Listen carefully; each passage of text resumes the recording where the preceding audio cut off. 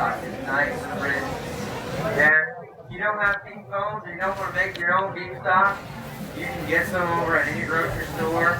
Just be careful that you look at the back of the label so that you can look at the sodium content. And you might find the beef base. We had a chef yesterday that used a lobster base. You got to be careful with those lobster base, the beef, anything that has a base component, because it has a lot of sodium. It's basically a flavored salt.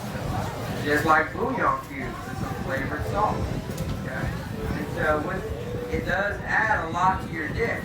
You just got to have the right amount, the right moderation to it. So we're letting that come up to simmer. We are. While that's simmering, I'm going to tell you about my grits. Perfect. Because when you see my grits, you're going to think, what is that? I do not have, normally traditional grits are stone ground from yellow or white corn. Well, mine is from blue corn. So my grits are purple. It's a more starchy corn, so it's thicker, and it makes it real creamy and buttery. They are, in my opinion, the best grits that I've ever had. So I hope you guys enjoy that. Where could you find? Well, we ground our own grits at White Oak Plantation.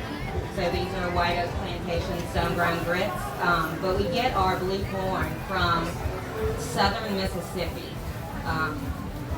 It's not your normal kind of grits. This is the only place I've ever seen them. So what else goes in your grits? You got some dairy products, butter, cream, milk? I have some butter, heavy cream, water, a lot of salt, pepper, granulated garlic, granulated onion. It's very, very simple. How long do you have to cook those grits? I know they're stone ground, so they're going to be a little bit more coarse than a fine or instant grit. Right. It took me about 45 minutes to cook them because I cooked a really big batch. But you can cook them in under that. They can be cooked in about 20 minutes, depending on how many you're doing. Perfect. So what do we have in the big old pot? The big old pot is the grillades after they cooked for about 3 hours in the oven. Perfect. Figured y'all didn't want to wait 3 hours to try what I was cooking. You want to get a taste and see how they're doing?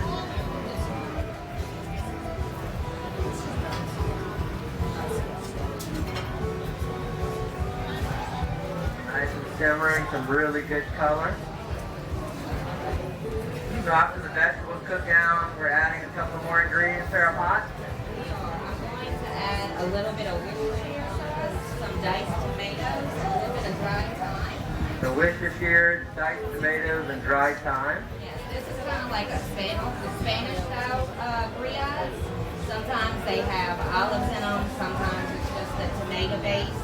It all just depends on, it's basically you can throw whatever you want in the pot with meat and it'll come out as a grillade.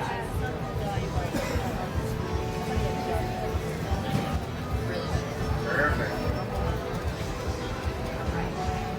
What we're going to do is we can get our LCI guys to come in. We're going to get together the little plating area. What's some of the marketing things you brought with you, Mica? You have...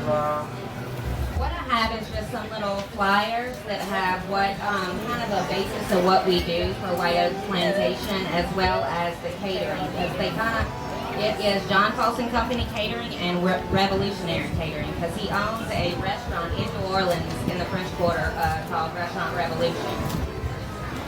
So we basically just came up with the catering company after that. I just got back from what's called Bike-a-thon in Mississippi.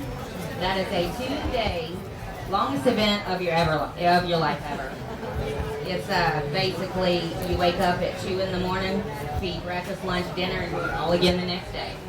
Sounds like fun. It's about 1,100 people. That's even better. And after that, I need to let this cook just a little bit longer, but once it cooks for a little while, you add in your pork or your beef, whatever meat you want to use. You add it in, and you can cover it in the pot that you cook it in, and just cook it for about an hour and a half, 2 hours. Or you can do what I do is put it in a pan and put it in the oven and cook it for about 2-3 hours. The longer you cook it, the more it just falls apart, and the better it's just amazing. Perfect, perfect. What temperature do you put in the oven? I put it in the oven about 250 because it just needs, because the meat is kind of tough sometimes. So putting it in and letting it cook longer makes the meat a lot more tender. Well, we kind of use the term low and slow in cooking. So a lower temperature for a longer period of time, what you're doing is you're allowing those proteins to break down, become more tender.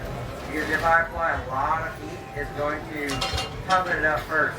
And then you've got to cook it even more to make it, break it down and make it tender. All right, got a question for beef. What kind of beef would you recommend? I normally use top round or tenderloin. So top round, tenderloin, beef stew meat. Any type of meat you gotta look at. If I've made grillades with beef tenderloin or filet mignon before, and it's really expensive. Beef grillades. So you can use it with just about any type of meat. Pork works really well. Something that's just going to go low and slow. The pigs are raised on the farm for John Colt and Company. They are.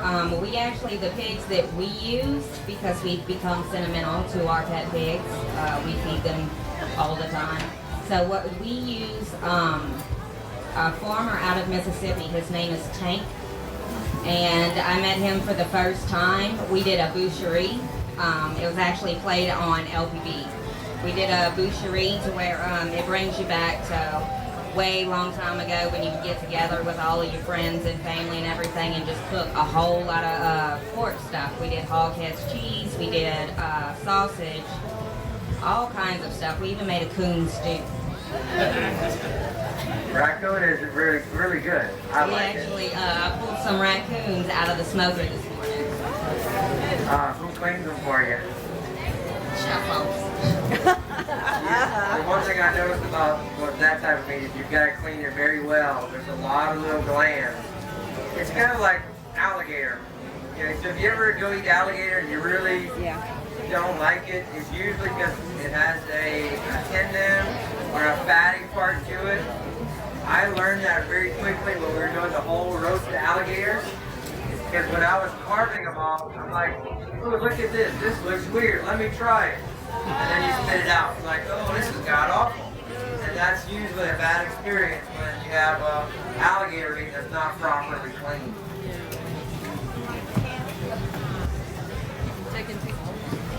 Yeah.